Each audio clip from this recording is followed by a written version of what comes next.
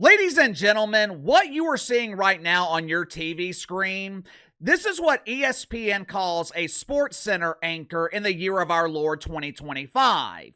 This balding beauty, whose identity remains unknown and not from lack of effort, Uncle KC tried to identify this lovely woman, but when I searched bald women in the woke media on Google, hundreds and hundreds of results came up.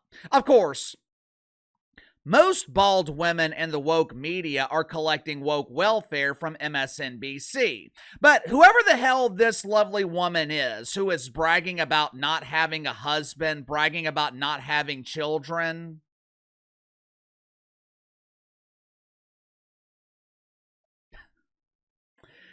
whoever she is, this lovely bundle of baldness, she is a Sports Center anchor. Now, just think about that for a second. We went from Dan Patrick, Keith Olbermann, Katie Boo, Charlie Steiner, Linda Cohn, Craig Kilborn, Robin Roberts, Susie Colbert, Sage Steele. We went from these legends. We went from men and women anchoring Sports Center that viewers could relate to outside of Keith Olbermann. We went from these legends to Elle Duncan and some unknown woman who is using Sports Center as a dating app, pleading for sympathy because she can't find a date. Ladies and gentlemen, this is what diversity looks like. This is what happens when you put people in positions that they're not qualified to be in. This is what happens when you give into entitlement. This is what happens when you base your hiring decisions based on race and gender. Basically, this is the worldwide leader in woke. This is what ESPN is presenting in the year of our Lord 2025. Is it any wonder?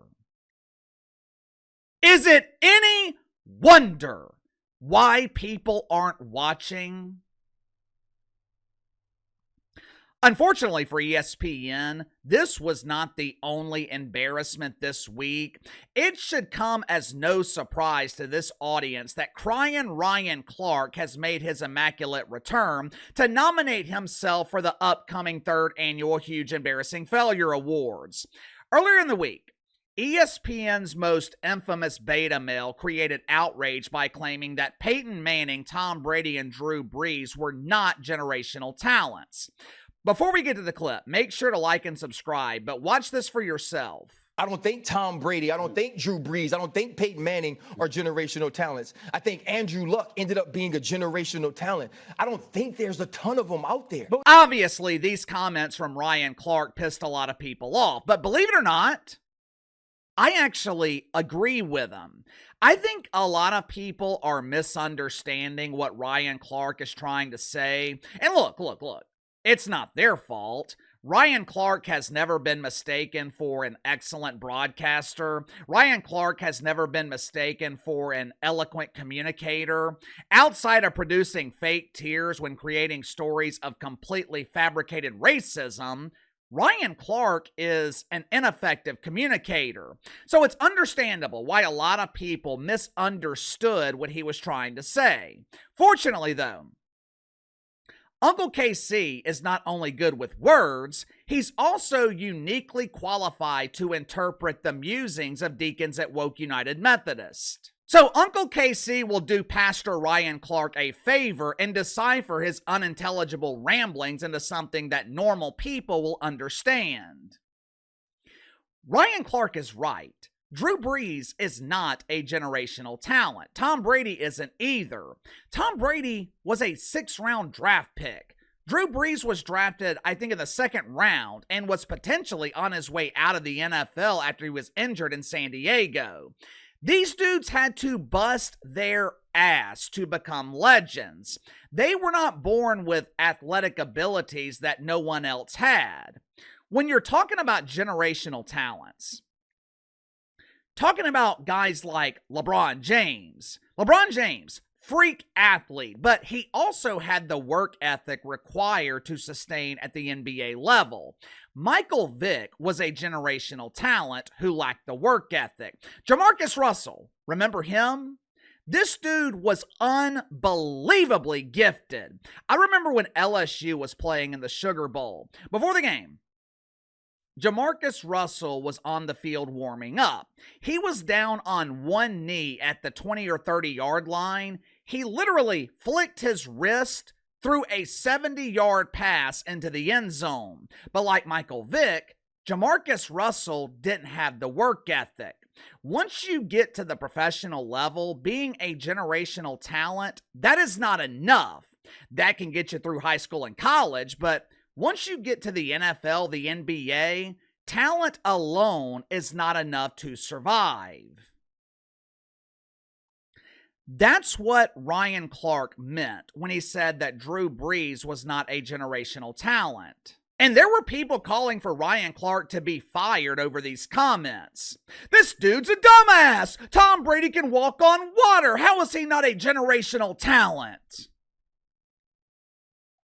Obviously, Ryan Clark should not be fired over this. However, you could make a very strong case that Crying Ryan should be fired for the outright disrespect, for his failed attempt at humiliating Peter Schrager yesterday morning that backfired, because the only one humiliated by this was Ryan Clark and the donors at ESPN who continue subsidizing his woke welfare.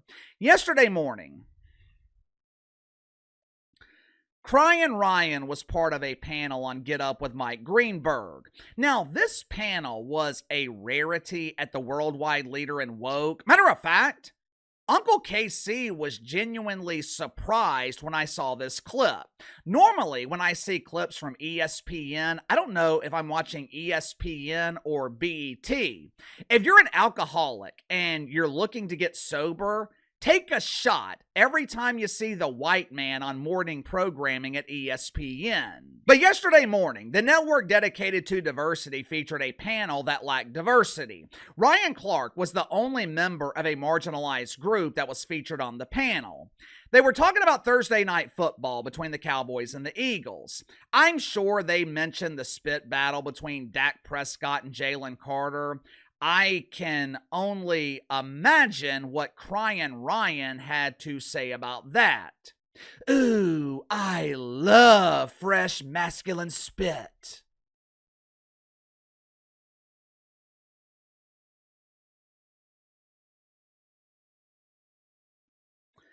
All kidding aside, they were talking about the game. Since ESPN absorbed NFL Network, some of the talent from NFL Network is now appearing on ESPN, which means ESPN is now featuring journalists and analysts that actually know what the hell they're talking about. One of the informed who came over from NFL Network is the highly respected Peter Schrager. Peter was making a point. He and Dan Orlovsky, they were bantering back and forth. And for reasons unknown, Crying Ryan decided to inject his useless opinion that no one wanted or asked for. Perhaps he was jealous that the white man was getting all the camera time. I don't know. What I do know is Ryan was crying after the segment because he made a complete ass of himself.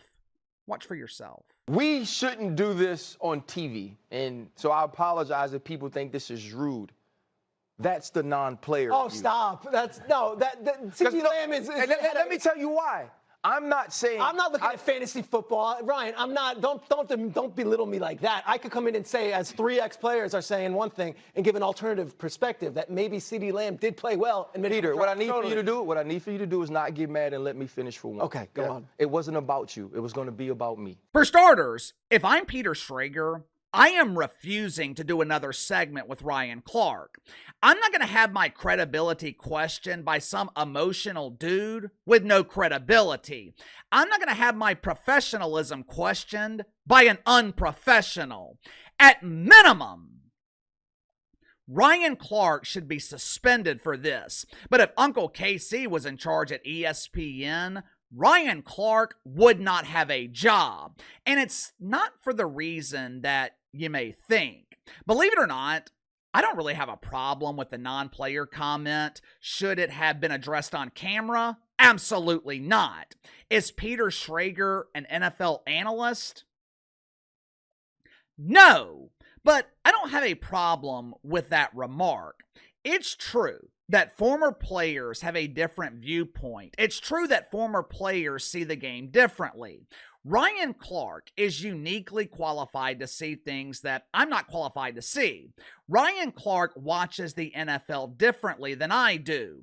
Dan Orlovsky was never a franchise quarterback. He was a journeyman throughout his NFL career. 12 years in the league. He started 12 games. But Dan Orlovsky has insight that I would never be able to provide. So, it's not Ryan Clark's comment that pissed me off. It's Ryan Clark's refusal to say the same thing to Mina Kimes. It's his refusal to say the same thing about Stephen A. Smith, Monica McDougal, L. Duncan, or the litany of other unqualified analysts at ESPN who have absolutely no business analyzing the NFL or the NBA.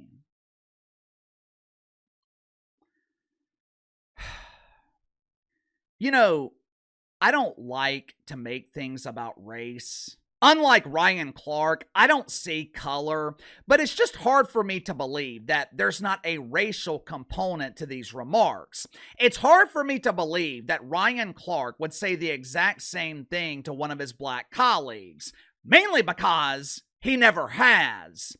This network, ESPN, it is filled with pretenders. There are plenty of pretenders that Ryan Clark could call out. But you want to call out Peter Schrager? You want to call out the new guy? I thought Ryan Clark was inclusive.